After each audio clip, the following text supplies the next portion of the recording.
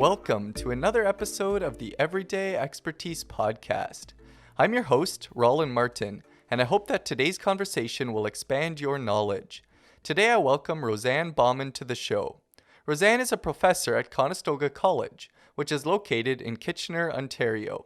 She teaches classes in the practical nursing program and prepares students to become registered practical nurses. My wife graduated from this program at Conestoga and had Roseanne as a professor. Whenever we are together, Joy talks to Roseanne about the latest in the medical field, while I am interested in how her teaching and classes are going. Because I am currently a student with teaching experience, my questions were focused on what it's like to be a professor and what the coming year will look like. I hope that you will enjoy it and learn from her expertise.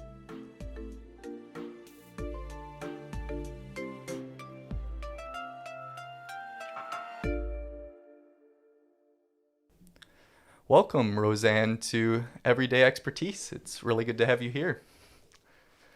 Great to be there. So, tell me, what does your work look like currently? I'm a full-time professor at a community college in the nursing program, just heading into my 14th year there. Okay. I teach anatomy, physiology, pathophysiology, and pharmacology. Okay. In English, that's how the body's structured, how it works, what goes wrong when we're sick, and how we fix it. Okay. So it's kind of like teaching the foundational courses for what nurses do and why they do it. Okay. Gotcha. Kind of thing. So my wife had the privilege of studying nursing at the college that you teach at, and I think had you for a class, and so she's what you call an RPN. So do you just teach registered practical nurses, or are you teaching other types of nursing programs as well? I have been full-time in the RPN program since I got there. Okay. Some teachers do cross-teach, but I have not yet Okay, done so you that. are just teaching the RPNs. Mm-hmm. Okay. And have you been teaching those same courses for the entire time, or do they change from year to year? They change sometimes. When you teach what needs to be taught. Okay. Especially if you're full-time, they'll fill all the gaps with full-time before they hire part-time in. So I've done quite a variety of things in my years there. Okay. I've been with these particular courses for 3 to 5 years, maybe. Okay. Mm-hmm. And is that like the absolute max that a teacher will do? Like you said, you're doing 3? Or is it more than that? It depends. See, although I'm only teaching 3 courses, I sometimes teach more than one section of the same course. Oh, okay. So you'll have like 2 groups of students or something doing like that. The same course or something like that. So sort of you average 15 hours of FaceTime per week. Okay. Uh-huh. Now, some classes are 1 hour, some are 2 hours, some are 3. So it has to be divided up to sort of anywhere from 12 to 18 hours a week. Okay. Yeah. And so are you teaching every day then, or what's kind of a typical day? There is no typical. Okay. My schedule entirely changes every 4 months with every new semester. I've had semesters where I drove to work every day for 2 or 3 hours of class. Okay. I've had semesters where I had half of my week's teaching hours on one day. Whatever works, they book them in. Okay. So you just kind of get the schedule gets filled out, and just however it falls that particular semester is the way that your classes are. Yep. Yeah. You could have the 4 to 6 class on Friday as your only class that day. Oh, yeah. You could have the 8 to 10 Monday class, your only class that day. Never know. Okay. Do you prefer going in every day, or would you rather have like a block kind of in one day and get a couple of days free from teaching? There's benefits to both. Okay. Yeah. If you have 6 or more teaching hours a day, that's an awful lot of memorizing to do. Yeah. Ahead. So you really you give up, if that's a Monday, you give up your whole weekend anyway, just studying for your Monday. Yeah. However, if it's stormy, then driving in every day for just a couple hours seems a bit much. Right, so, yeah. Uh-huh. So you're obviously you're spending time lecturing, teaching, but then there's a lot of time goes into prep. And are you interacting with students outside of teaching as well, or what's all involved in being a professor? I expect to be spending twice as much time in prep and evaluation as I do FaceTime. Okay. That's a huge change from my previous teaching days when you spent 2/3 of your time FaceTime Right. and Yeah. 1/3 out of class. I also do curriculum design, revision, Okay. adaptation. So that takes time because you have to meet all of the criteria. Ministry of Colleges and Universities, College of Nurses, all those different things. Okay, You have to yeah. make sure all your courses meet all of that criteria in order to be accredited. Okay. Yep. Yes, I do meet with students outside of class. They prefer to meet on my lunch break, not before the first class of the day or after the last class of the day. Lately, I've done quite a bit of mentoring. They've been hiring a lot of part-time people in. They just Okay. teach the course once. And so a fair bit of mentoring and support that goes into that as well. And that's with other teachers. Mm-hmm. Yeah. Okay. Do you enjoy that part of it? For the most part, I do. Okay. I have the patience for it. I enjoy it.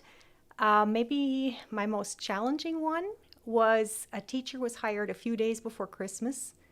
Now, between Christmas and New Year's is the only time in the year the college actually shuts down. Okay. So she couldn't get her contract processed to get access to the college computers. So her first day of class, she didn't have access to the computer system for the college. And she was teaching like beginning of January. She was to January. teach Okay. that day, and she Wow. didn't have access. And I was teaching at the same time in another place. So I generally end up doing all of their setup anyway, and giving access to the person who hired her and sending that person down to introduce the course to the students. Wow. So yeah, it sounds like not everything is perfect in that kind of teaching, just like the teaching I did where not everything always works out. So A little bit of flexibility is a good thing. yeah. All right, well, we'll get more into some of what your teaching looks like a little bit later on. But I'm curious if you have any hobbies or interests outside of your work that you'd like to share. Yeah, I do try to not make work the only thing in my life. It would be easy to do that, but Okay. I like to read non-work related things when I have time. Okay. I take courses periodically so I don't get too far away from the student experience. Okay. In the past year, that's been apologetics courses through Okay. Ravi Zacharias Ministries. I've been enjoying that. Mm-hmm. I sew and crochet. Okay. 2 years ago, I closed down a small business. So for 10 years, I ran a small business out of my home, did sewing and crocheting, and sold it to raise money for charities. Okay. So this was training in entrepreneurship and filing income tax for a business Oh, wow. and Yeah.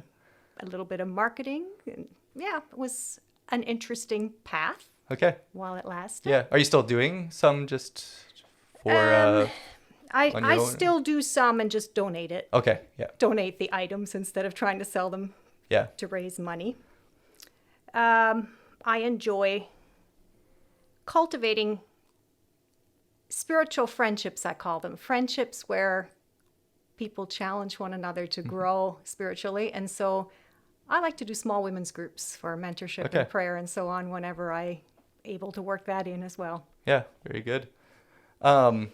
You mentioned that you do courses to get the student experience. Is that the main motivation for doing courses, or? I think I would be the professional student if I could afford it. Okay. Yeah. I enjoy You enjoy learning and I enjoy yeah. learning in courses, but I discovered I can't afford to do that my whole life. So. Right. Uh-huh. But I do find students appreciate hearing that I have assignments due sometimes, Oh, okay. or something like that. So you'll share with them that you're Occasionally, Okay, yeah. I'll say I've got to get going. I have to get an assignment, and they love that. Yeah, yeah. No, I my last couple of years of teaching, I was doing some online courses as well, and I think I could identify with them, and I remember telling a student that was really getting or was knew it'd be really close for passing a certain test, and I was able to tell her that I've had experiences like that where I just so did enough to pass, and so I can identify. So yeah, I think it was a positive thing for that as well. Well, last semester I needed at least 15 volunteers to do a survey for my course, Okay. and I had absolutely no time. So I asked for volunteers in class, and they did it. And then they asked me if I passed the assignment. They were excited about hearing about this. Well, that's great. You can get help with it as well. That's great. All right. So you're a college professor, and so I have down here, was that your goal from young on up? And I kind of am guessing it wasn't, but I'm kind of curious what led to where you are now. Maybe when you kind of first realized that this was possible, or that you were going to become a college instructor. So yeah, I guess I'll let you start where you think the story begins as far as how you got to where you are now. Well, in answer to the question, has this always been my goal? I wouldn't say exactly. I don't know what age I would have been before I knew what a college was, let alone a college professor. In my background, there were no teachers as far back as I know of my history. But I always wanted to play school when I was a little kid. I liked to play school, and I liked to play doctor, and I dreamt about being a nurse, a teacher, all kinds. When you're growing up, you dream about all kinds of things. Right. But they weren't real possibilities in my mind, because they weren't, especially nursing, was not something people in my community did. So is that when you said that there weren't teachers in your history, what do you mean by? As I was growing up, I knew that there were teachers in Christian schools, and that maybe that would be something I could do someday. Okay. But my family doesn't have any teachers. Gotcha. Okay. Aunts, uncles, so it wasn't grandparents, like you had great a mom, grandparents. No, and there were no teachers in my. I still don't know where I got that gene from. Okay. Yeah. But yeah, I graduated from school after 8th grade. Okay. That was typical in my community, and I was socialized to be a dairy farmer's wife. That was my background and training. Okay. After I left school. So you grew up on a farm? I did. Yeah. I can milk cows if I need to. Okay. Yeah. I probably didn't vision becoming a college instructor until after I had a degree.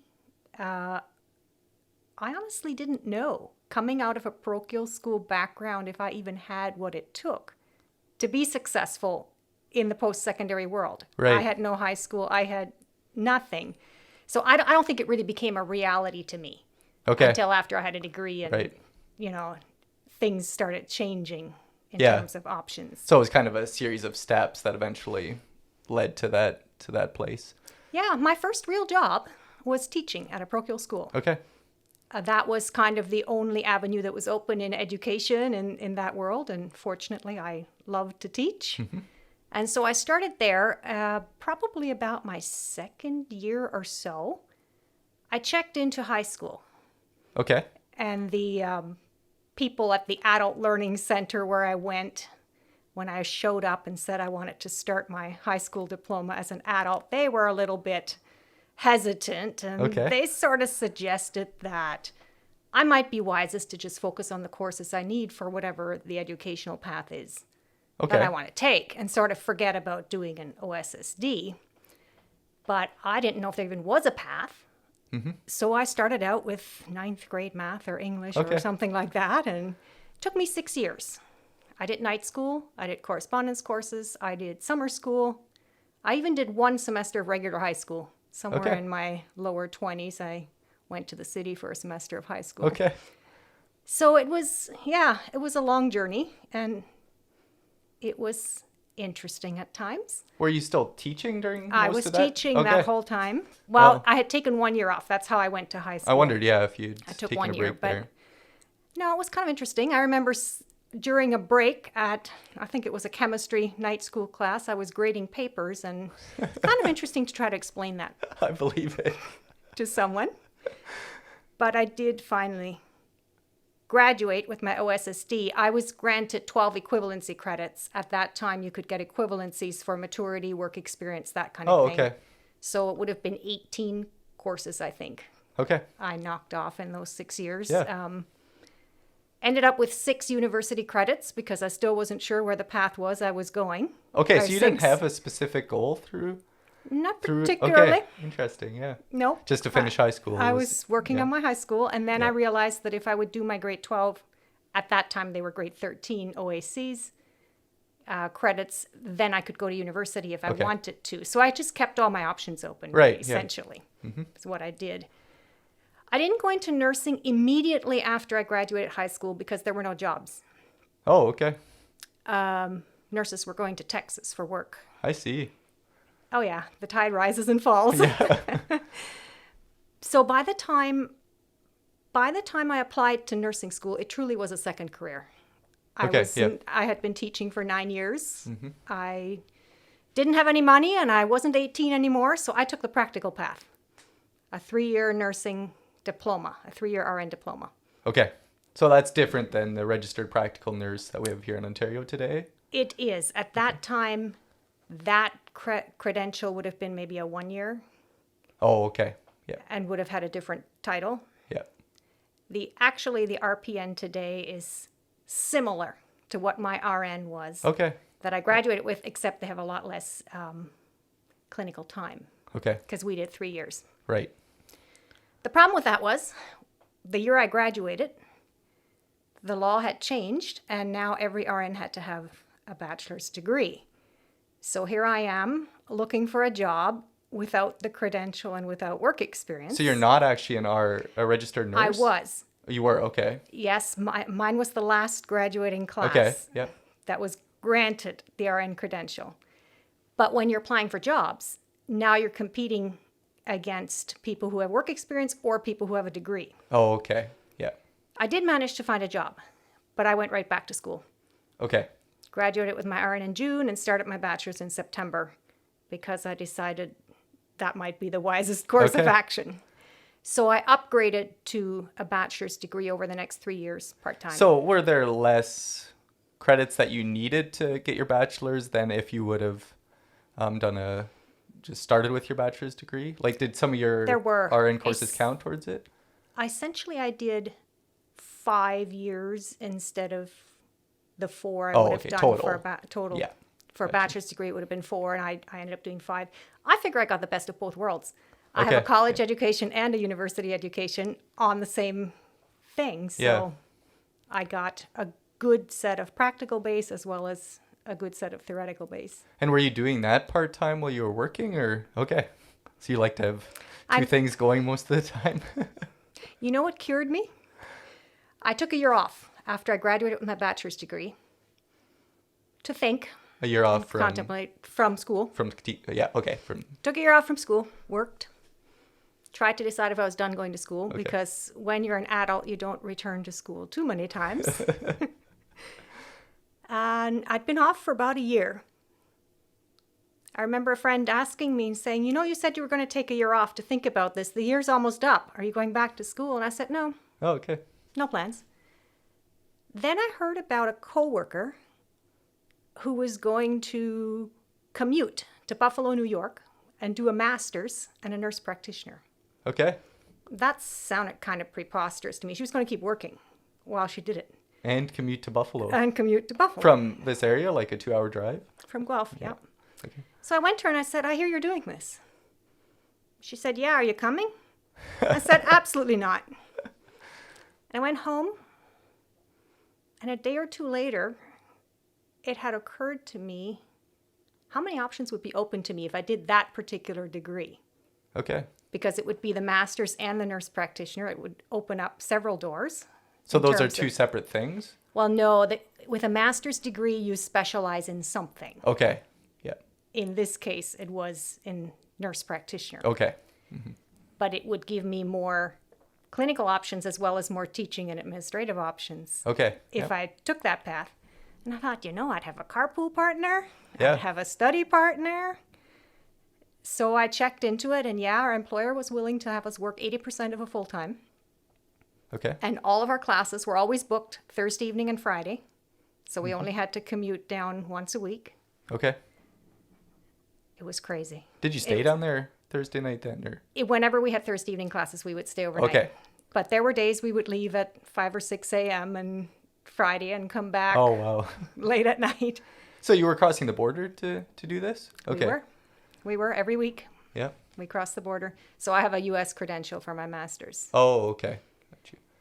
So you could have done the same thing here in Canada? Or? Yeah, probably Ottawa would have been the closest. Oh, I see. So it was actually closer. It to would go to have Buffalo, required yeah. moving, Yeah, to okay. do it in Canada. But yeah, that was the last time I ran a schedule that tight. Okay. 80% of full-time work Wow. plus full-time school. That cured me. So how long did that take you? 2 years. 2 years, okay. So you were doing that schedule for a full 2 years?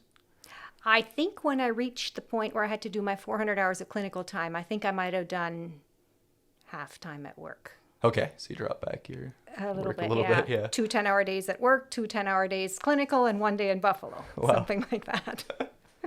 So you were able to do your clinical locally, or? I did. Okay. I nice. had to make my own arrangements, but I did do that locally. Yeah. So yeah, I graduated, and then I still didn't know. Okay, so you weren't necessarily planning to become a college professor? At with that point, you were more keeping options open? And... it became an option at that point. Right, Like I yeah. started realizing that these were different options. Yeah. So after I graduated, I actually started interviewing for the college position as well as NP positions, several of them. I had Oh, okay. I had a number of interviews going at the same time, and I really didn't know which I was going to do. The one thing I didn't know was that I should work full-time. Okay. I'm now 20 years into my working life without having had a decent full-time wage ever yet, Right. or just for very short periods of time. So I didn't think that getting a full-time college position was very likely. Okay. Most people get hired part-time for a number of years until they can work their way into full-time. Right. Didn't seem highly likely. But the NP positions at that time, we're talking 14 years ago, there weren't as many as there are now. Okay. Most of them were in primary care, and there were some ethical issues with the role expected. And that was part of my not being sure which way I wanted to go. Okay. So you might have been required to do things that you wouldn't have been comfortable with? Yes. Okay. I was open in those conversations in my interviews, but Okay. I knew that it could put me at a disadvantage in the end. So anyway, I went on a 3-week road trip Okay. to the Canadian and U.S. West. And while I was away, I got the offer of the full-time position at the college, which Okay. surprised me quite a bit. I remember standing at this little outdoor phone booth in High River, Alberta, accepting this position. I wasn't really sure I was prepared for, but I took it, and here we are. Okay. So so you never actually worked as a nurse practitioner then? Not other than my practice hours. Okay. I never licensed in Canada. See, I graduated in the U.S.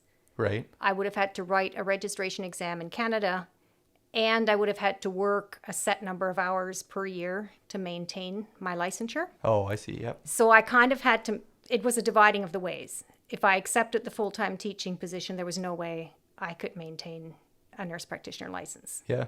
So I had to decide. Do you think that your previous teaching experience would have helped you get the job, or? It may have.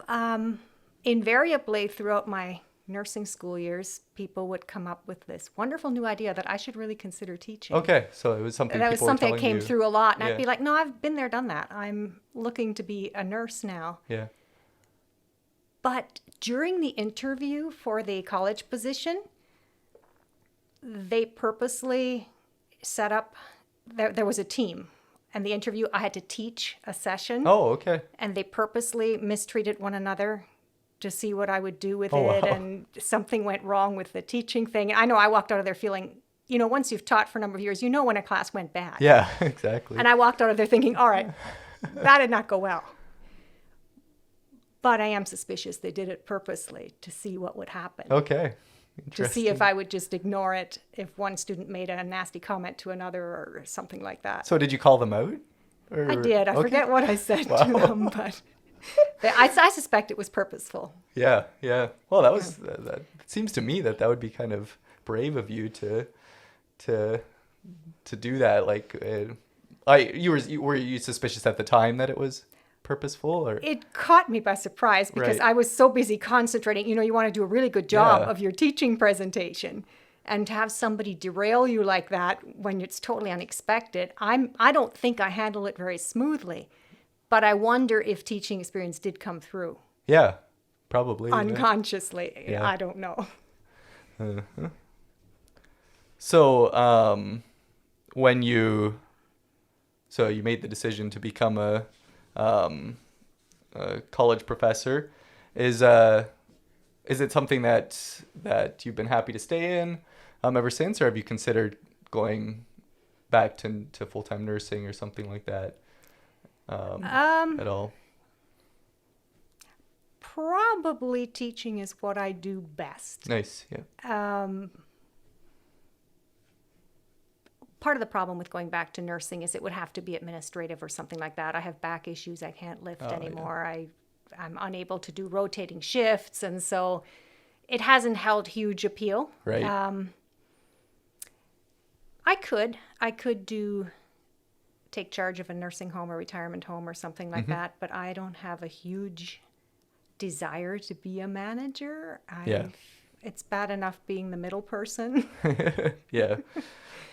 No, I was just curious if that's something that's crossed your mind, or if you've been quite happy in the role you have.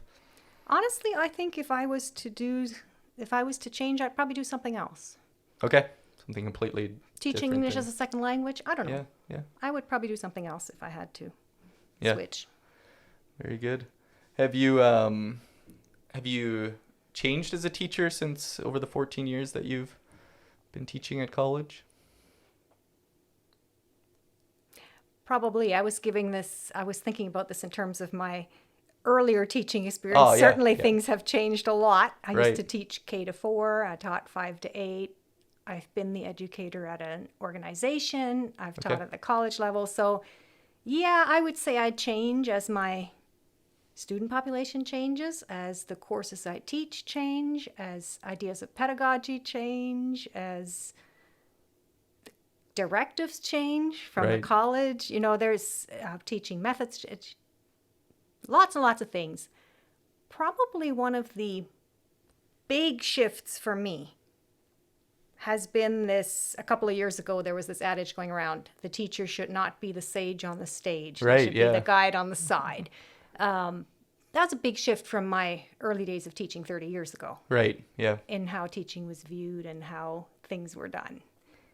So do you still think about it yourself as a teacher that way, or is that a fad that has been That the passed? guide on the side Yeah. thing, it's still heavily pushed. Mm-hmm.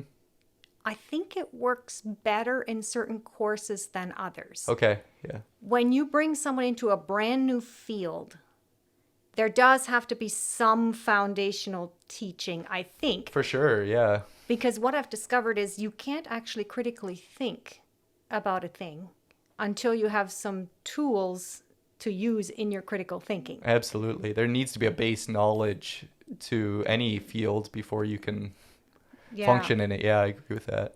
The closer you are to the base knowledge, the more you have to be the expert, I think. Yep. And then as they acquire skills, then yes, you should allow them to do more of the self-directed learning experience and so on. So for example, nobody puts first grade as an entirely self-directed learning. Right. Yeah. Yeah, Yeah. for sure. So is that where your courses fall in? You mentioned what they are. Would you consider that more of a base knowledge rather than skills or something like that? Currently, yes. So for example, my first semester anatomy class, they got to learn the names of the body parts. Yeah. Yeah. They got to learn how the body works. It's pretty foundational. Yeah. And they're not doing research on how it's done. No. They're taking from what's been known for years. Yeah. And it even shifts I don't know, are you familiar with Bloom's taxonomy? Yes. Yeah. Yeah. Those kind of courses even force you into the bottom of the pyramid in Yeah, terms for of sure. laying down knowledge, comprehension, that Yeah. sort of thing. So it really does depend Yeah. what you're teaching, where you're at. Yeah. No, that makes sense. Now, when I was thinking about this question, I thought, I think in all my years of teaching, in the 14 years at the college, probably my two biggest learning curves were the year I taught internationally trained healthcare professionals So that means ones that had... They had degrees in other countries. Oh, okay, yeah. And they came to Canada and their degrees were not recognized here. Okay. And so we ran a fast track program to get them into basic nursing and get them started in Canadian healthcare. Okay. I have a lot of stories about that coming out on the Anabaptist Perspectives blog this month, talking about my experiences during that time. Okay. Lots of, really valuable learning experiences, lots of really interesting stuff coming up when you have multiple cultures trying to work together in one place. Yeah. My one class, they came from 18 different countries of training. Okay. And so any discussion you had, they all had an opinion about how things should be done, Okay. but they were all very different. Yeah, interesting. So, yeah, that was fascinating. Yeah, so anyone listening, go check it out on Anabaptist Perspectives blog, you said? Is where those are coming out? Okay. Yes. And my other big one would have been winter 2020. Yes. When the college announced late on a Friday that by Monday morning we would be delivering all our courses online. Yep, COVID-19. One of the bigger jumps I've ever had to make. Had you ever done any online courses up till that point, or was that a totally new thing for you? I had designed and taught one online course. Okay. And successfully advocated to have it put back in class. Okay. Didn't go well, or what was the... Didn't go well. Okay, yeah. So I wasn't an overly big fan of changing everything to online. My other experience that really helped me was a couple of years ago, we were on strike for 5 weeks. Yes, that's right. I remember that. And then when we returned, we had to really compress the remainder of the semester. Oh, okay. Yep. And I did do some asynchronous learning, provided things online at that time. That you didn't have time for in class. I did it during the strike. Oh, okay. You provided some of that too. But yeah, that had helped me gain some of the skills Okay. needed to sort of put things together and know what works and what doesn't, kind of thing. Yeah. But still, it was quite a jump. Yeah. Are you going to be completely online in the fall? Still waiting for that Okay. announcement. I'm expecting I will be. Okay. If anybody goes back, it'll be those with labs. Right. The kind of things That has to be hands-on. Yeah. So I'm expecting I'll be the very last one to return to in-class. Okay. Because yours is more lecture-based classes. Yeah, we don't actually have to be there to do it. Yeah, exactly. But you'll have to do this again in a year to find out what that was all about. I really don't know. Yeah, I have 7 online classes this fall, including 2 labs that are also completely online. So it'll be interesting to when we do this again in a year, it'll be interesting to compare notes as a student and teacher how that went. So I don't know what all the reasons were that you pushed that one online class that you advocated to go back to class, but it's hard as a student to do an online class, is what I've experienced in the I've done a few before I was back in school full time, so I don't know what it's going to be like this fall, but I'm going to try to have a good attitude about it. Well, the one problem I had previously was that they had a full set of courses. They were very, very busy, and only one online one.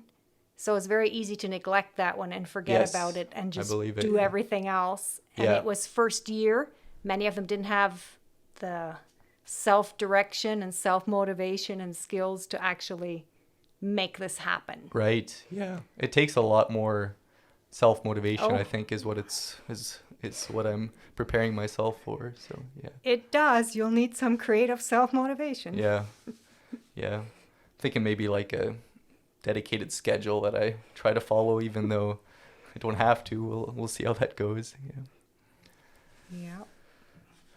All right. So I'm curious, and I think I thought about some of these questions as a former teacher, and curious how that changes for you from teaching college rather than teaching in a Christian high school like I did.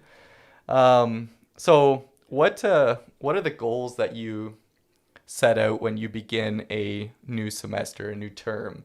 what are some of the things that if your students don't get anything else that you're trying to pass on to them in the 4 months or 3 months or that you have them? That one of the big differences between your previous teaching experience, my previous teaching experience to what I do now is the tiny amount of time you have with any Right. given student. There are some students I only see once a week, Mm-hmm. only in a group of 60 or so, Yeah. 40 to 60. And so you have a lot less opportunity to get to know them personally, to develop personal relationships. Right. That was a hard switch for me at first. Okay. It feels very transient.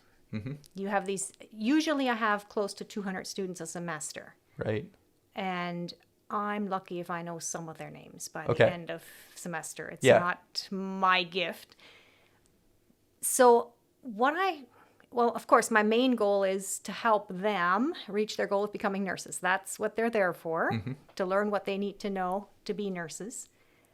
And I try to create sufficient learning opportunities so that any student with any learning style can be successful if they take advantage of the opportunities provided Right. in terms of the actual content that we work with.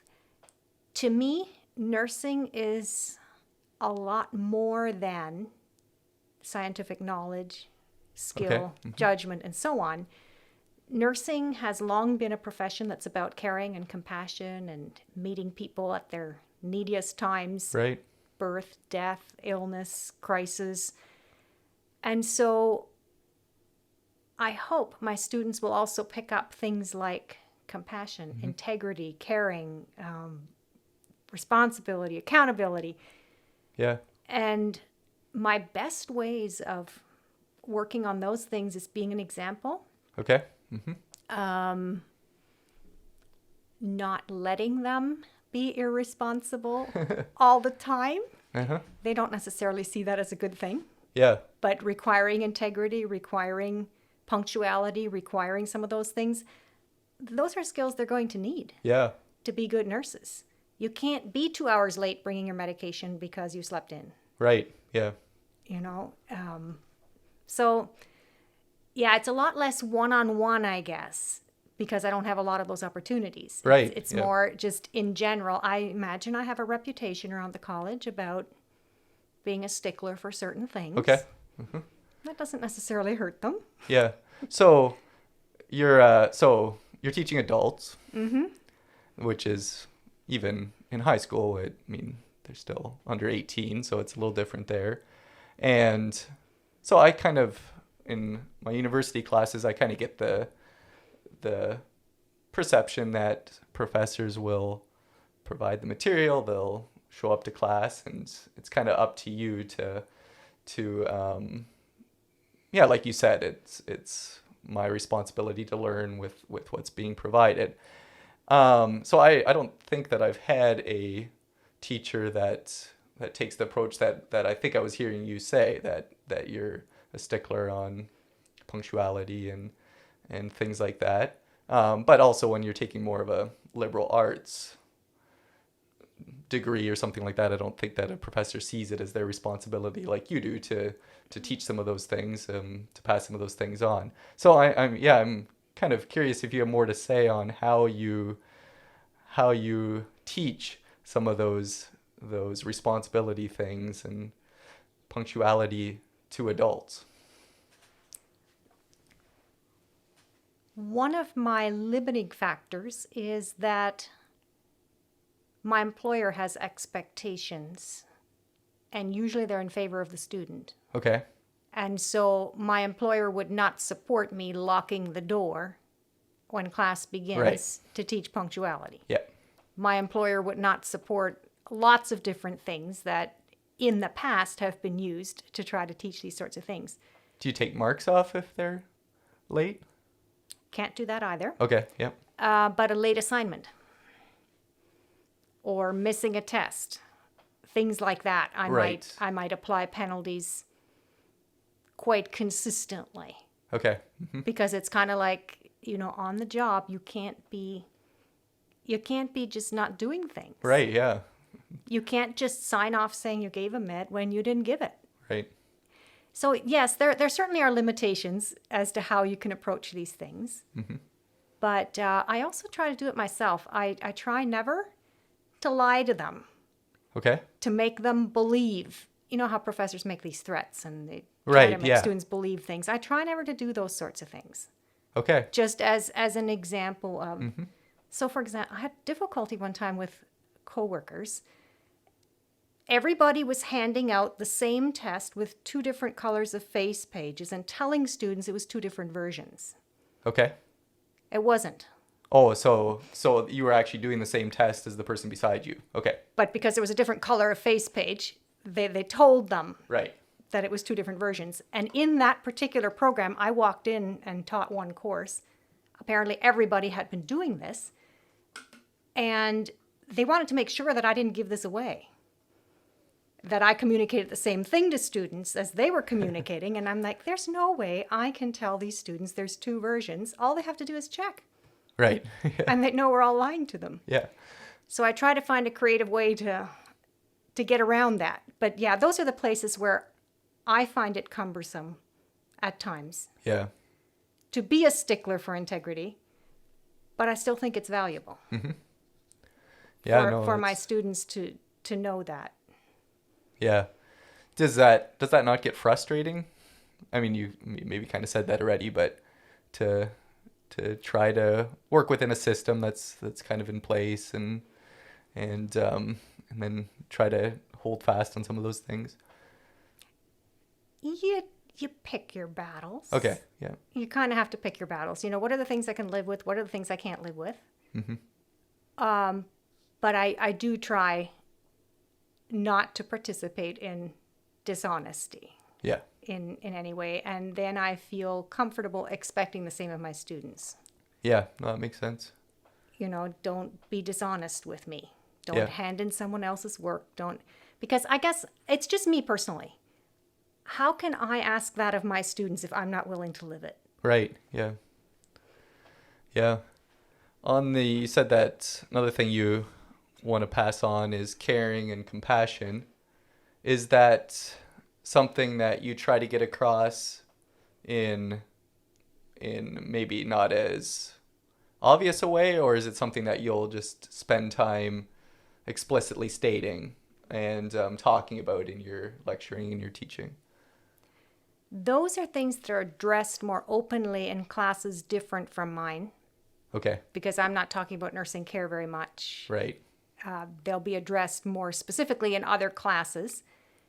And I'm sure students think that caring and compassion would mean giving them what they want all the time, which is not necessarily my idea of caring and compassion.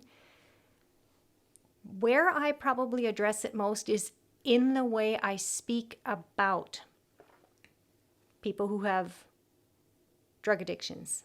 People, you know, the way you speak about different populations of people and the issues that arise and so on.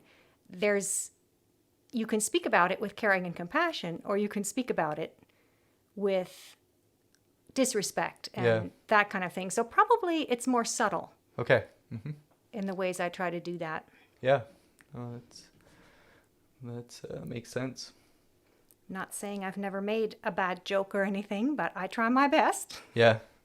No, and I liked what you said about that caring and compassion isn't necessarily what the student wants or even the patient wants. It's what's best for them is maybe caring for them by telling them the truth rather than what they want to hear. So that's good.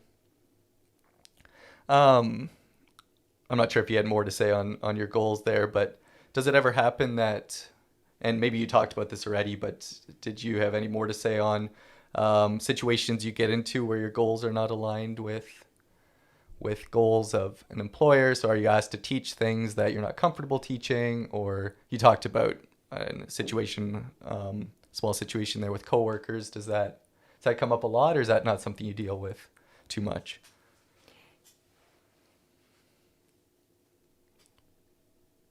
I don't know if I would say much or not much. where my goals definitely do not align with my employers, every time I have to do a performance appraisal, this becomes quite obvious. My employer would have me finish my PhD, do research, publish papers, be an activist for the nursing profession and nursing issues. That's not my goal for climbing the ladder to success. I would rather go for excellence in teaching. And then with my extra time, I prefer to serve on committees and do the kind of work that might further the kingdom of the Lord. I want to have some time for that as well. And so there's always this sort of back and forth when we do performance appraisals. You know, what are my goals? What are the things I'm working toward? And can I get sufficient things that work for my employer as well to keep us both happy? Okay. But there's definitely, it's not my aim necessarily to reach the pinnacle of my profession or my career. Yeah. That's not why I'm in it. That's not what I'm there for. And so there's always that little bit of, I will never get the Teacher of the Year award or something like that for, probably not with my kind of goal system. Yeah. But yeah. And coworkers, nursing is a profession that's about honesty and integrity and so on. We shouldn't have a lot of issues where my goals don't align with theirs. But yeah, sometimes it's in small things. Yeah. Come up. Yeah. Are you ever asked to teach something that you're not comfortable, or has that not happened? Oh, I taught ethics probably while your wife was in my class. I think that's the class she had with you, yeah. I think so. My student ratings went way down. Okay. When I taught the ethics class. And I had this sense that some of it was because I would raise an alternate view. I wouldn't tell them what they should believe. Okay. But I would raise alternate views at times. And although everyone thinks they're open-minded and they're into free speech, I don't think students were all that comfortable having to deal with Interesting, yeah. ethical dilemmas. I think they would have preferred if someone was on the track they were comfortable with. Okay. Or else I'm just not good at teaching ethics, one or the other. But I did find that those kinds of things, I don't necessarily sign up to teach them as my first choice. I enjoy a lovely ethics debate, but I do recognize that my ethics are quite different from those of the majority of the students, and they may find that difficult to work with. But you're able to, in an ethics class, it's probably pretty easy actually to be able to present several different sides and lead a discussion or something like that. They give their viewpoint, and you say, well, then there are people who might see it this way or who might see it this way. And we had some fascinating discussions. We really did. But I don't know if it was their comfort level, some of them. Depending on their maturity level. It wasn't as comfortable, maybe. I don't know. Yeah, makes sense. But yeah, it was fascinating. My ratings certainly did plummet. My student satisfaction surveys at that time. Now, to be honest, it was also my first time teaching that course, and your ratings aren't as high on the first time through as they would be once you're more experienced. That's certainly true as well. So do you put a lot of stock in those ratings? Because I've always, is it the ones, was it the school ones that you send out to students at the end of every term? Or? Yes, the ones that students fill out. Because whenever I fill those out, I'm always like, okay, do they look at these? Do they care what I say? So I'm curious what it looks like from the other end. When my boss does my performance appraisal, the only things she has are the surveys the students have filled out, what I say I've done as professional development, and how many times students have been in her office complaining about me. Okay. I mean, she never shows up in my class to see me teach. There's never any... and so I feel like they're given more weight than perhaps they should be at times, if that's what you're using as your guide. Yeah. Because we all know that, I know if my student appraisals are being done the day after they got grades back that they weren't happy with, my rates are going to be down. Yeah. If they're done on a day when only 30% of the students are in class, you're not getting a representative sample. Right. And now that they're done voluntarily online, you have very poor return rates, actually. Oh, really? Okay. Yeah. And I assume that most people who fill them out are people who are happy with the teacher. Otherwise, they wouldn't bother filling them out. Right. Yeah. Or have something to complain about. Yeah. Maybe, So yeah. I try to put a number of grains of salt on it. Yeah. But the employer certainly does Okay. use them. Yeah. Well, that's good to know that. That I do Somebody have actually some- looks yeah, at it? Yeah. No, what they've been doing, or what they did this past year is they actually made us fill them out, or gave us time to fill them out in class. During like class. they were, it must have been all the professors were instructed to do that because every class I had like 10 minutes to fill out this thing right in class. So I don't know if that helps at all in numbers, but it seemed to Did be the instructor pointed have to leave? I think maybe. Yeah. Like they used to come around and do them in class, and I had to leave, and they would do them Oh, in class. okay. And Someone then would you had come in. huge return rates, but lately they've just been sort of Emailing making them out, available online. Yeah. And, yeah. I can see how that wouldn't have great return rates. So I'm thinking more maybe on a day-to-day basis with this question now, but I guess you could think about it in preparation for a term. But what are some of the things that you think about when you're preparing to teach a class? What are some of the ways that you make sure that you're ready, that you're prepared to teach a class well? I don't know how I would define well prepared. There are certain things I strive for. I like to have a lesson plan that I don't have to refer to during class. Okay, so you try to memorize your Well, talk? the lesson plan, just sort of mapping out what we're doing with the class. Yeah. I actually never bring those to class with me, hardly ever. Okay. Unless I majorly revamped a class and I'm afraid I'll go back to what I did before. Okay. But my actual lectures, yes. I try to lecture without notes. Okay. Is there a particular reason for that, or is it the way you've always done it? It's more natural to me Okay. than reading off notes. Mm-hmm. You know, it allows you to interact with to be in tune with your audience more. Oh, yeah. Because Like you can be constantly making eye contact. Yeah. I very much feed off my audience. That's why I don't know if I can teach remotely as Yeah. well. That'll be interesting. Because so I've got this lecture memorized, but we might spend a lot more time in one area than I thought. Okay. So Because the class is not, ready to move on. Okay. And then you make those adjustments better if you're not tied to notes. Yeah.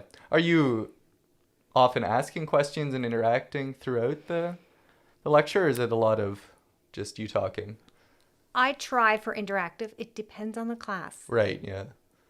Now, I will admit, I usually use PowerPoints, and so I do have cues Okay. to yeah. keep pulling me back to my Yeah. PowerPoints are very brief.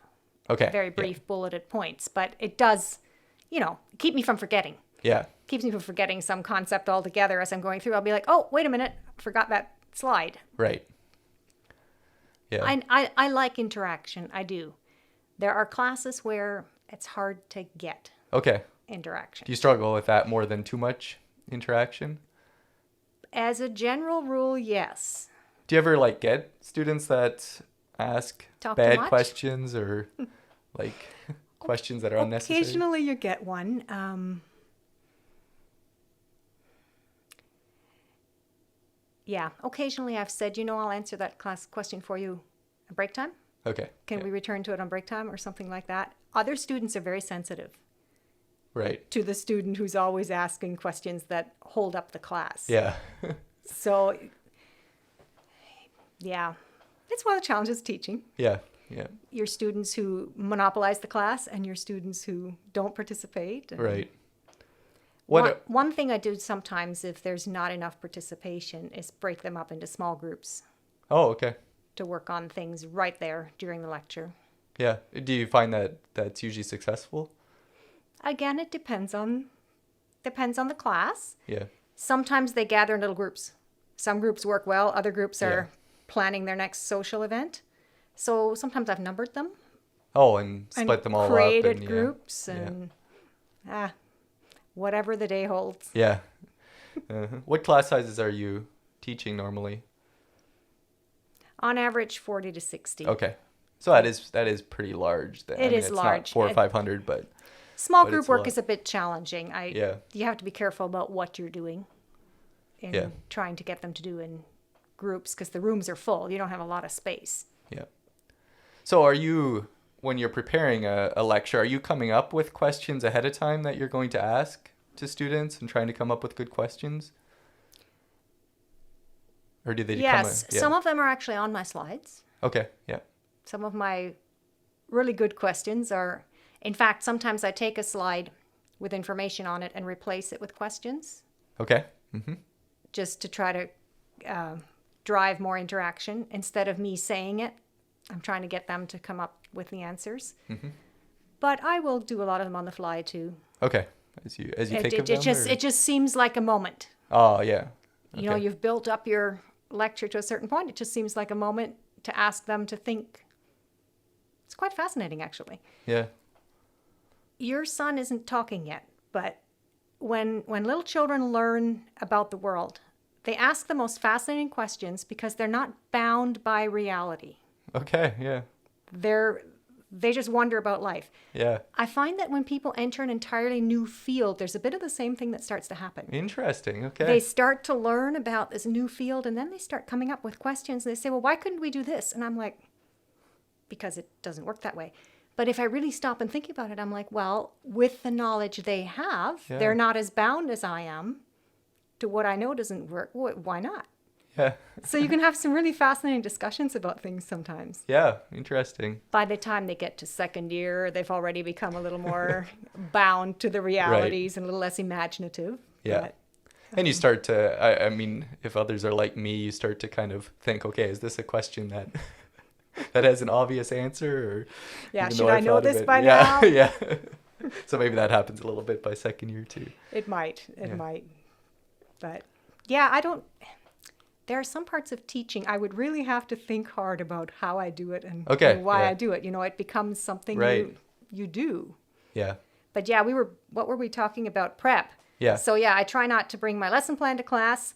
I bring my notes to class for my own security, but I Okay. very seldom use them. Yeah. I would actually have to find my space on the notes. And when you reach the place where you need reading glasses and you didn't bring them, it's kind of a non-issue anyway about having notes. Yeah. How do I explain this? I like to be prepared enough to answer most of their questions on the fly, Okay. even if it's a bit more in depth than what the lecture was. Mm-hmm. I like to be able to do that, or to be able to recognize error if they're researching things Okay. and Yeah. coming up with ideas. So I like my well of knowledge to be a bit deeper than the level at which I'm teaching. Okay. I guess is one way of saying Yeah. it. On the other hand, it's a good experience for them if once in a while I don't know something Okay. and we work through a thing together to give them the experience of how to find a good answer well, how to do the research process well, how to, find something. So will you do like research in class? Occasionally. Okay. Yeah. Occasionally, particularly if it's something new and evolving. Oh, yeah. Because if I prepped it, like right now, I'm not studying COVID yet. Okay. I'll study it just before I teach the class because the knowledge is evolving and Yeah. changing. And so we can talk about what was old and what's new and what's coming. Yeah. Now, when you teach adults, occasionally I get someone who's more of an expert in a certain subject than I will ever be. Oh, okay. Either Yeah. because they've lived it in their own lives yeah. or with a family member, or I had a student one time who knew all the ins and outs of IV drug use and what they could be covered for in HIV prevention and all this sort of thing. I will never know all that stuff Yeah. because he worked in it. So it's also great to be able to draw on that Yeah. at times, Oh, to know you have student more of an expert in the expertise. class. Yeah. to be able to recognize that and Yeah. work with it. Sometimes you have a self-proclaimed expert that you shouldn't be Yeah. Yeah. trusting, but yeah, so preparation, what's well prepared? Yeah. Yeah. So you said that you like to have a deeper, a little bit of a deeper understanding than what you're teaching at to be able to go to answer questions and go to that. So is that something that you built up from teaching the same course repeatedly, or are you trying to continually educate yourself on a little deeper in the subject. So how do you get that little bit deeper understanding? A number of ways. I'm well educated for what I'm teaching. Okay. Yeah. I have a master's degree. I'm teaching in a diploma program. Yeah. I ought to have a deep enough knowledge base to figure out what it is these guys need to know. Yeah. The more often you teach it, the more you start to wonder about certain things and you do a little more research. Mm-hmm. And things keep changing. Okay. So that keeps you I try to fresh, be I try to be on top of I don't always manage it, but try to be on top of what's happening.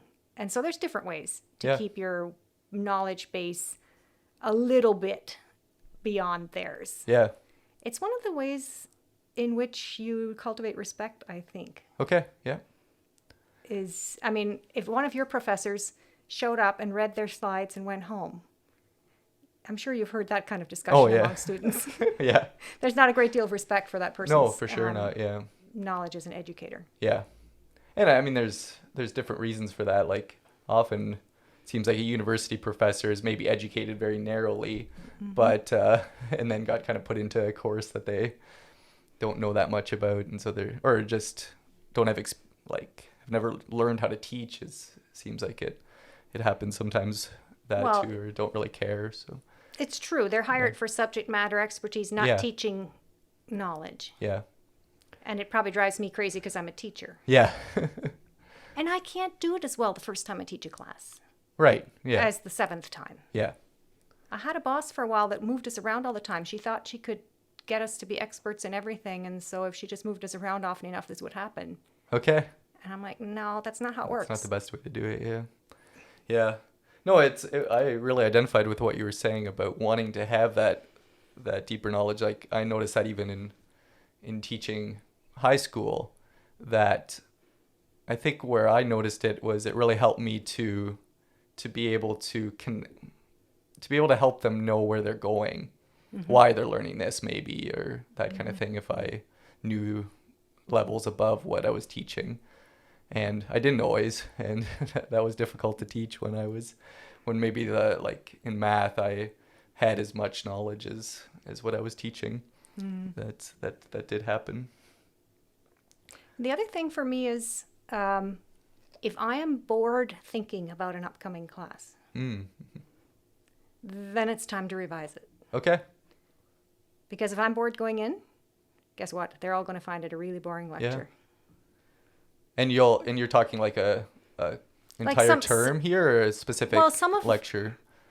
Some topics you're just not as excited about as others. Yeah. That happens.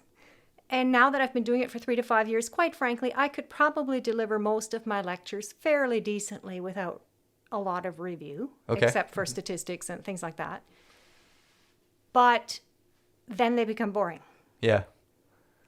So if I look at the thing and I'm bored just thinking about it, then I'm like, okay, we might have to shuffle it around, like do it in a different order. Oh, yeah. Develop it in a different pathway, develop it somewhere different so that my brain has to keep firing as I'm going along, because I hate when I'm bored before I start. Yeah, well, I'm sure that helps make you a good teacher too, if you are willing to go to the work to change things up to keep it more interesting. So that's great. Well, sometimes you have time for that and sometimes you don't. But okay, yeah. Anything else that you wanted to say there on what you do to prepare? You mentioned that you're probably going to be teaching online this fall and across the board. So are you doing things differently than you have other semesters in order to try to be ready for that? I am, but I'm still waiting to hear from my employer a final word on what their expectation is. Okay. So I'm sure you're aware of this with your experience. A truly online course should provide maximum flexibility and adaptability to students. That's why you sign up for online courses. Yeah. Most of the materials should be provided asynchronously so that you can do it anytime, any place, that sort of thing. For summer semester, the college dictated that a certain number of hours per week had to be delivered on Zoom or something like that by video conference. At a set time or at not? a set time Okay. and a certain amount of hours.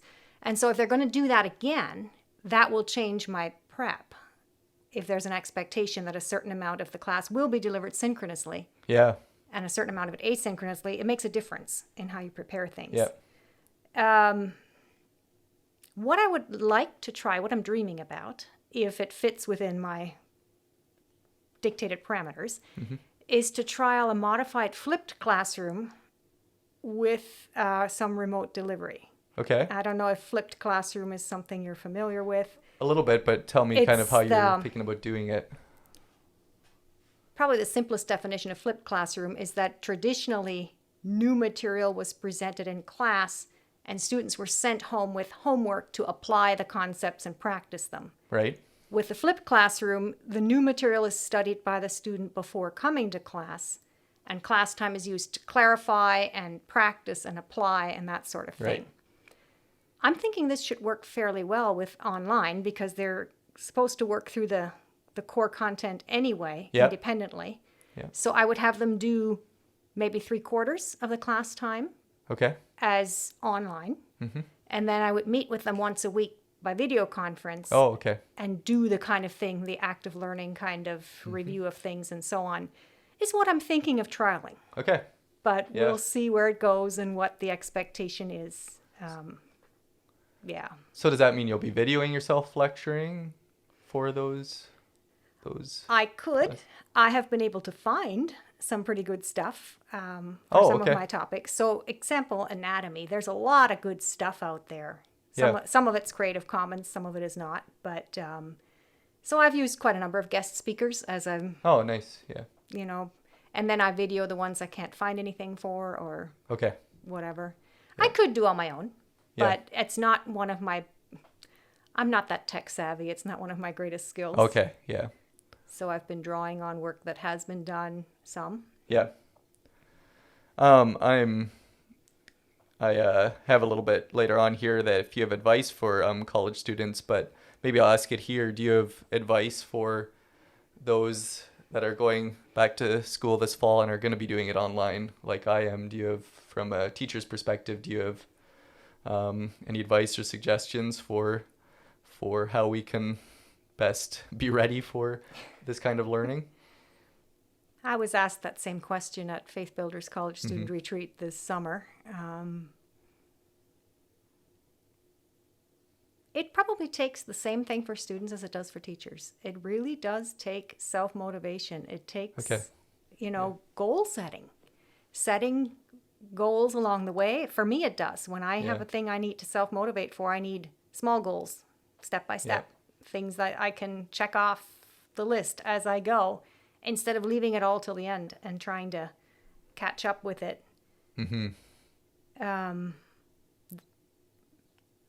One thing I sometimes want to say to students, and has nothing to do with online learning, Okay. is do not ask, what do I need to know for the test? Okay. Ask, what do I need to know to be a good scientist, to be a good musician, to be a good nurse, whatever. Because a formal education is not the end of your learning, it's the beginning of your learning. Yeah. So learn how to learn. Yeah. Trying to do the absolute minimum is not going to serve you well Right. moving forward. But I know that's... But don't you have to consider that students are doing, I don't know, 4, 5, 6 courses, and sometimes maybe your course is just the one that they're just trying to get by in. I do, and to be honest, I give them breakdowns for what's on the test. Yeah, I give them study guide notes and all that kind of thing. But I think if reality happens, students are crazy busy. Yeah. But some of them have a lot of time for other things too. Yeah. Yeah. And so, there's the misperception that if I can just get through these courses, that's all I need to do. Yeah. And in reality, you're going to keep learning because we can only teach a small amount. Yeah. Of And everything. I like that way of thinking about it, because I think it's really taking a big picture approach rather than just looking at the next few months. What do I need to know to get by? How can I continue to grow my knowledge and yeah, continue to develop as a learner rather than just pass a test. So I like that way of thinking about it. But then I'm not a procrastinator by nature, and I have come to understand that there are many successful people in life who are procrastinators by nature, and so I try to work with them as best I can. Yeah, good. Maybe you said some things that you were going to answer here, but do you have anything more to say about what how you see an ideal college student, or what you wish everyone was like as your student?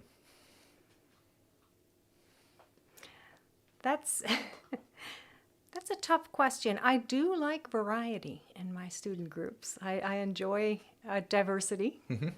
Usually in that way, I'm quite blessed. I get quite a diversity of age, educational Right, background, all kinds of things.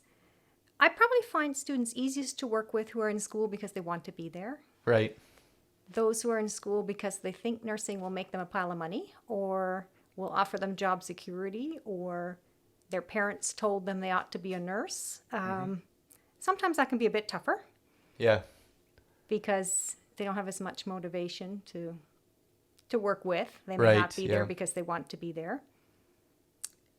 Do you get a lot, would you say the majority of your students are very motivated, like have chosen to be there and for the right reasons, or not? Probably. The challenge with me, again, is the courses I teach. Oh, I see. Many of our RPN students are in the RPN program.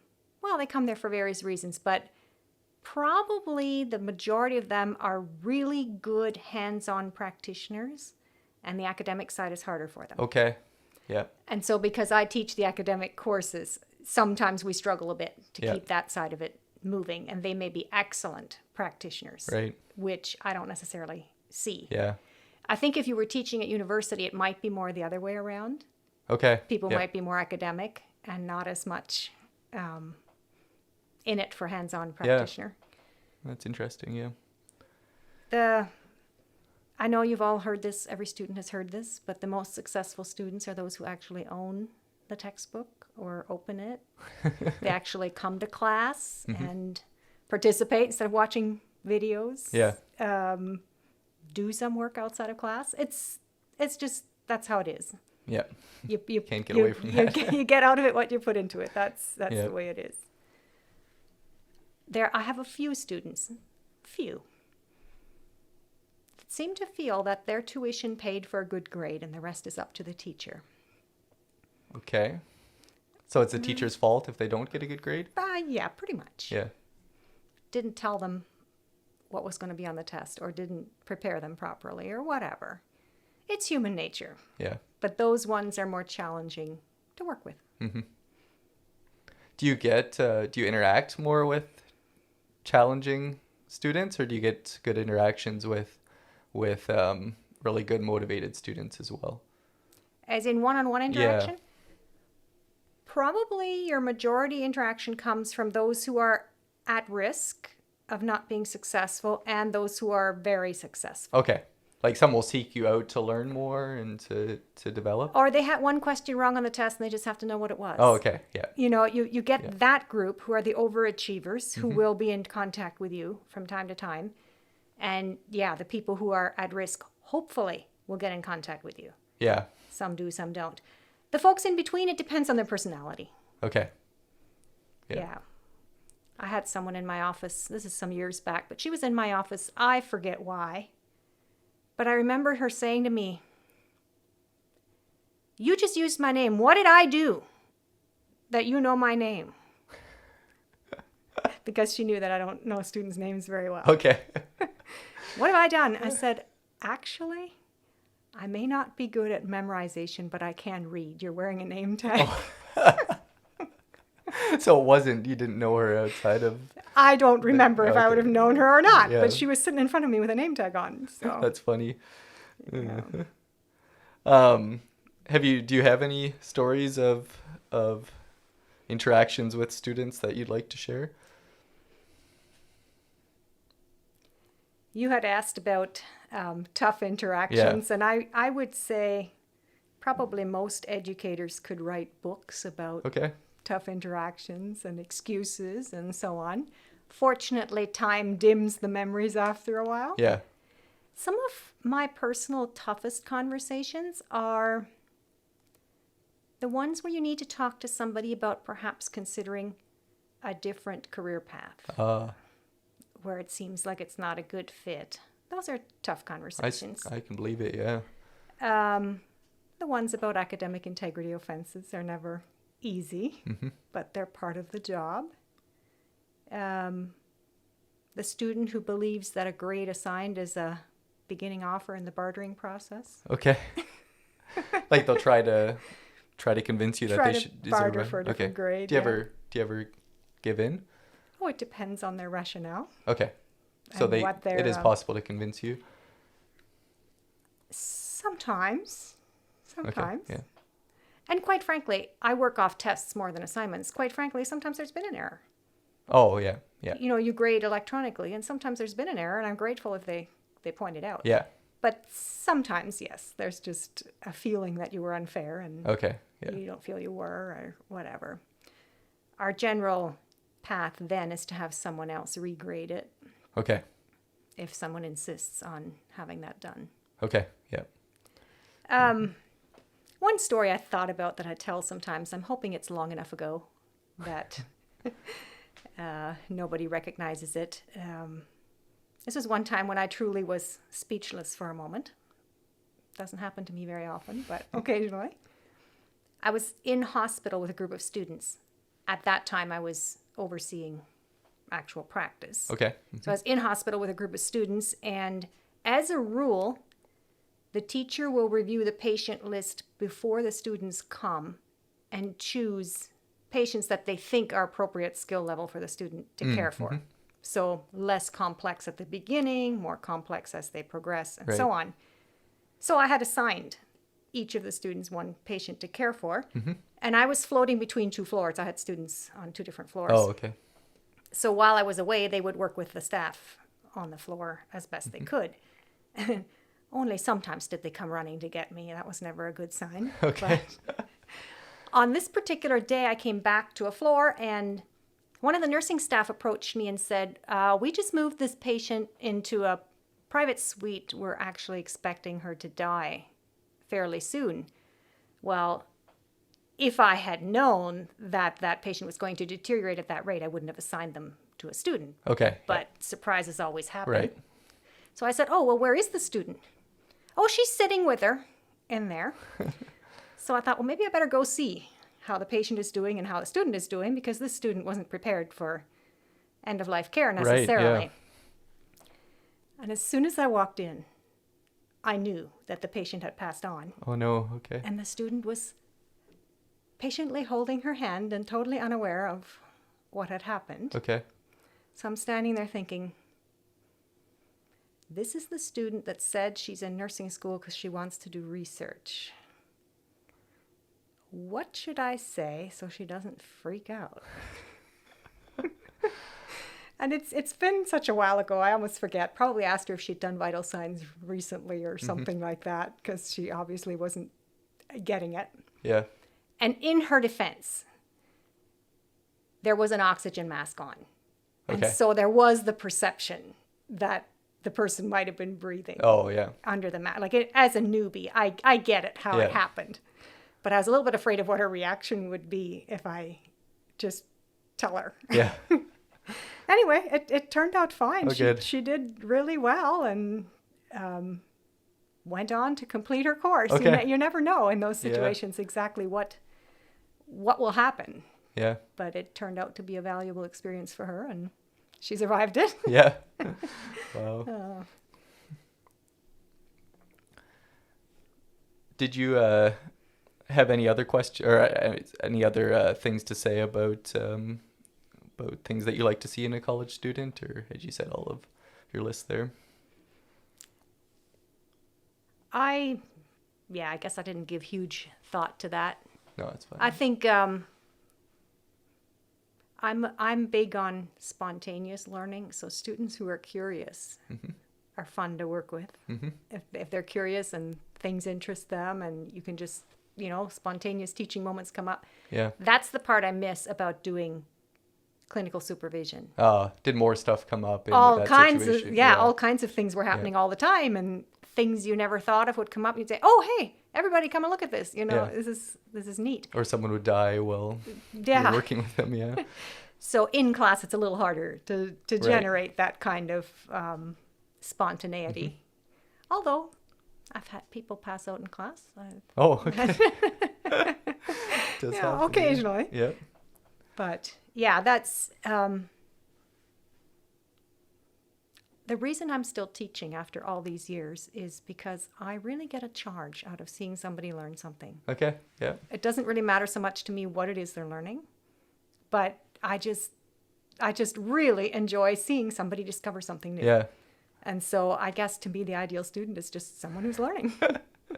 And make sure that you can let your teacher know that you're learning, and because it's nice to have that feedback, right? It's nice to actually see it on somebody's face. Yeah. You recognize that, something just clicked. Yeah. Or something just happened. Yeah. No, that's great. Did you have any other stories that you were prepared to share on interactions with students?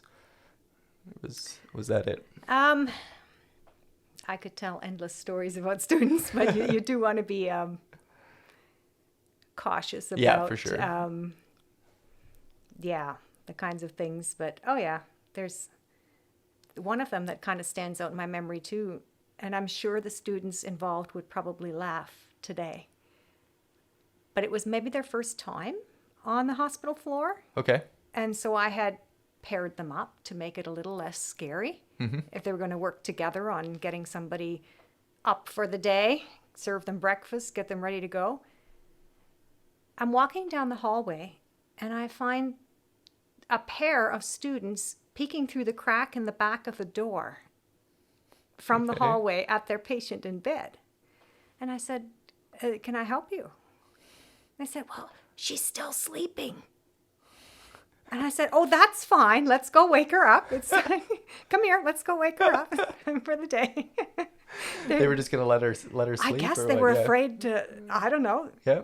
Well, honestly, some students are afraid to touch a real person. Okay. Yeah. It's quite frightening to. Well, I can see in your first enter into day that. too. You're like, I don't want to do anything wrong, and probably that was part of it too. Yeah. And then there was one I didn't see. I didn't witness this. The student told me later. Okay. She was standing in a doorway, I guess collecting her thoughts or trying to get up the nerve to enter a room. And a patient behind her said, "It's okay, you can go in." This was like a completely different patient than her own. Completely different. Yeah. And I wouldn't have known it. She told me about it later. Okay, yeah. I don't know. I guess this patient thought she needed a bit of encouragement. Oh, that's nice of her. Nice of the patient. Yeah. So, lots of fun stories as well as challenging ones. Yeah. It's, Yeah, well, thank you for sharing those. I'd gotten you to give some advice for students that are going to be learning online, and it's probably a lot of the same things and maybe a little bit of a different form or different medium. But did you have anything else that you wanted to say there on how college students can make the most of their opportunity? Or did you cover what you had done? I don't think so. Yeah, for me, it's more of see it as a privilege. Yeah. I know in this country we've become a little bit, we see it as a right. Yeah. We see it as something we're entitled to, but it really is a privilege. It is, yeah. And I think when we see it that way, we approach it differently. Yep. No, and I really like that advice too. That's really good to remember that, what a privilege it is to have, well, any education, but especially education on that level where you can develop in so many different fields and so much is available. So that's a good thing to remember. Yeah, there's many people in the world who don't have the time, the money, the whatever to even pursue education. So. Yeah. I also put down if you have advice from your experience for instructors or teachers of others. Did you come up with anything for that? Oh, it's always dangerous to give advice to coworkers. I thought about it in two different ways. If I was speaking to someone who was thinking about teaching, considering teaching as a career, I think I'd want to encourage them and say, teaching is not necessarily about being super intelligent.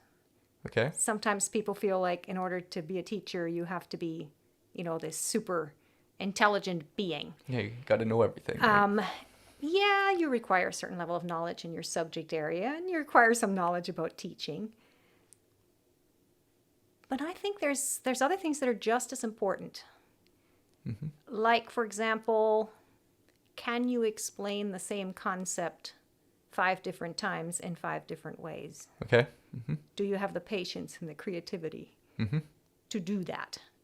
Because in the long run, it isn't just about what you know. It's about, do you have the patience? Do you have the whatever to actually try to help someone learn it? Yeah.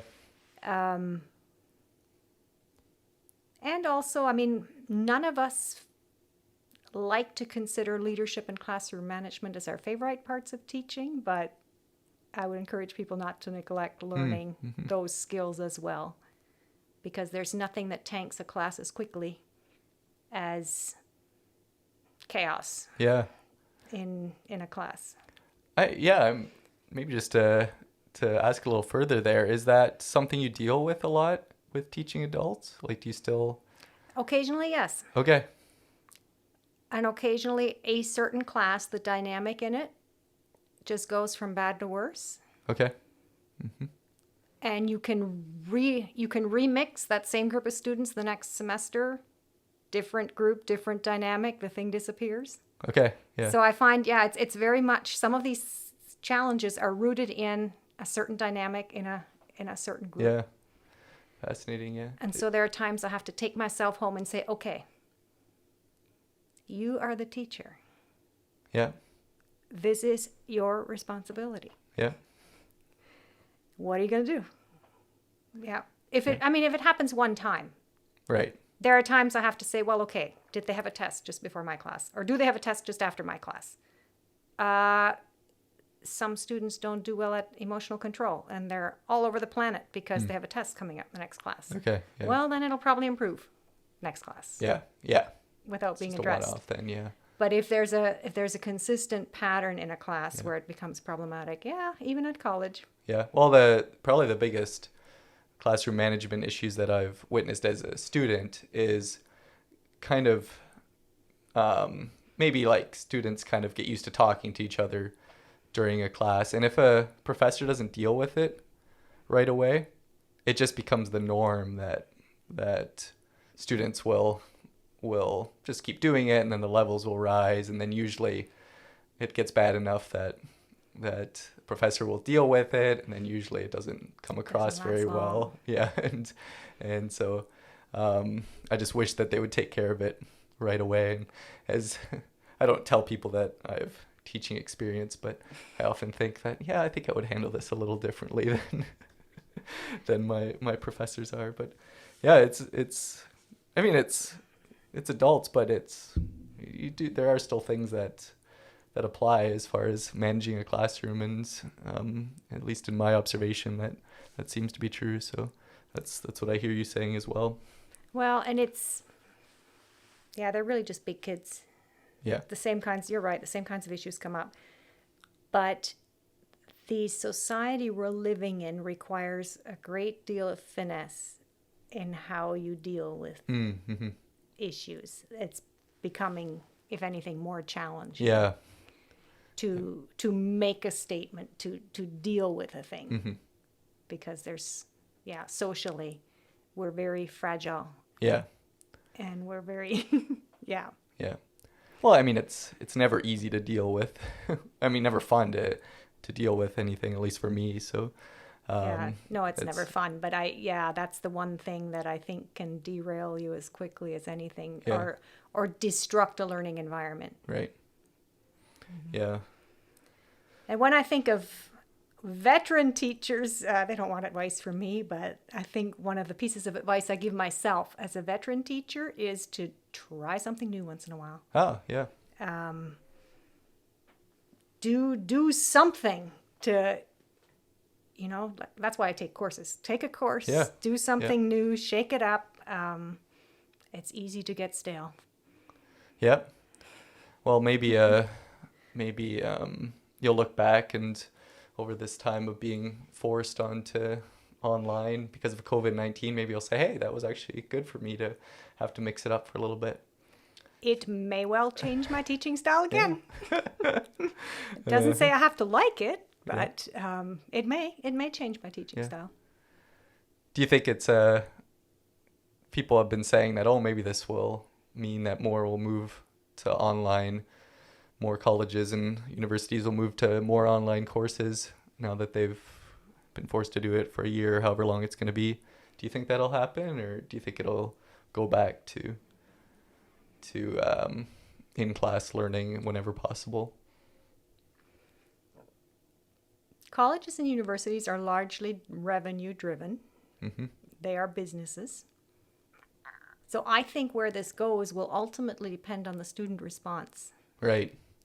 If we cannot fill our classes when everything is online, Yep. they're going to have to think about going back.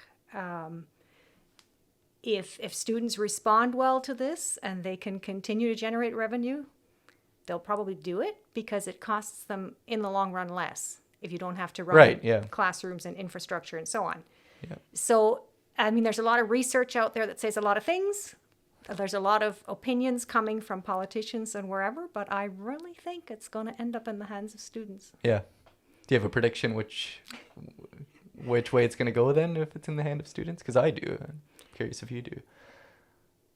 At the end of winter semester, students were quite unhappy with their experience.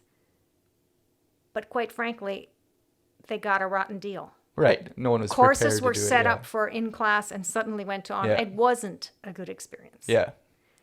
But I don't know if the experience is improved. Which way do you think it'll go? Well, with my experience with online classes, even before, like when they were meant to be online, it just has never been, for me, as good an experience as it was being able to go to class, be in class. So if everyone's like me, I think it's going to swing towards more people wanting to be in class.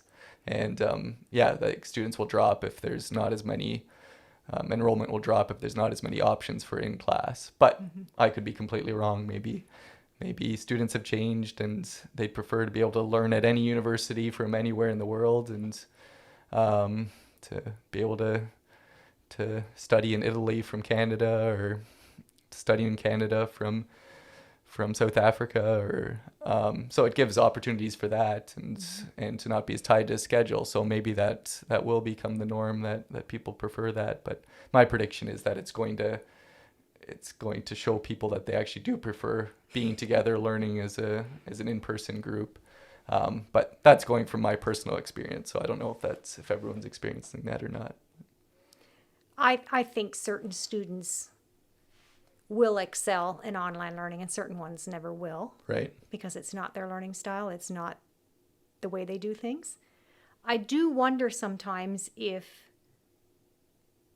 master's and PhD degrees aren't more successful online, connecting with people from around the world. Yeah. Once you have your field knowledge, some of it, and you're starting to work, I found at my master's level a lot of interest in what was happening in a broader world. Okay. Yeah. And being able to connect because you have a base to work from. Yeah. But you're right, as you're trying to establish your base, it's very valuable to work with other students in a group setting sometimes. So I don't know. Yeah. And we talked about how motivation is going to be huge in doing online classes. And for me, there's something much more motivating about having a place to be, having other people, even having people there present with you. It brings an accountability that I'm not sure that I might have to put in place for myself. being online rather than having that class to go to. So that's part of it. I think that that students are actually going to realize that and say, actually, we want to be in class because that's what we need to succeed. But I don't know. Could be. Well, I think what happened in winter was some of them got isolated from their study partners. Yeah, because they were so isolated, and that was a big factor. Yeah. They lost their learning community, which wouldn't have to be true if there's less distancing now. Yeah, that's true. Yeah. But yeah, there's definitely value in learning with a group. Yeah. All right. Did you have anything that you were hoping to say that I never asked or got to, or did that get through your list of notes there pretty well? I don't think I have anything particular to add. All right. Well, thank you so much for coming on and sharing from your experiences and things that you've learned. And I've really enjoyed it being a student and able to kind of hear what a professor thinks and from the other side. So I appreciate that. And thank you very much. Well, thank you. I look forward to listening to more of your podcasts. All right. Excellent. Thank you, everyone, for listening. And thank you, Roseanne, for sharing your knowledge with us. As a current student, I found it very beneficial to hear from the perspective of a professor. It was good to hear about all the work and preparation that goes into classes, and also to hear the encouragement to make my time as a student more beneficial. I especially liked what she said about using my formal education as a launch point to becoming a lifelong learner. So thank you, Roseanne, for sharing those things. I'd love to have you connect with the show. Thank you to those of you that have sent me emails or have written comments on social media. I love to see those. If you'd like to send me an email, you can use contact@everydayexpertise.ca. If you'd like to find show notes for any of the episodes or find out more information about the podcast, the website is everydayexpertise.ca. That's all for now. Join me again next week to learn from the expertise of everyday people.